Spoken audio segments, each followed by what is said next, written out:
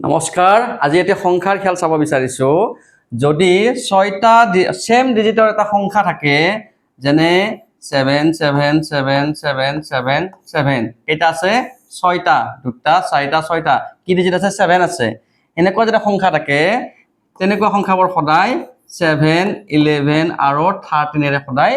সম্পূৰ্ণৰূপে হৰণ যায় আৰু এটা মই উদাহৰণ দিছো এইটো যেনে 5 আছে নে সেম ডিজিটৰ 6টা অংক আছে নাই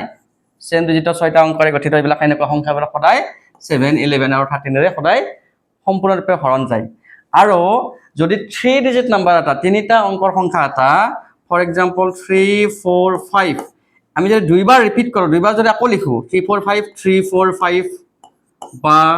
403 এনেকুৱা সংখ্যাবোৰ সদায় 7 11 আৰু 13 এৰে সম্পূৰ্ণৰূপে হৰণ যায় কিন্তু যদি 2 ডিজিট নাম্বাৰ এটা দুটা অংকৰে গঠিত সংখ্যা এটা যেনে 46 আমি তিনিবাৰ ৰিপিট কৰো তেনেকুৱা সংখ্যাবোৰ সদায় 7 আৰু 13 এৰেহে সম্পূৰ্ণৰূপে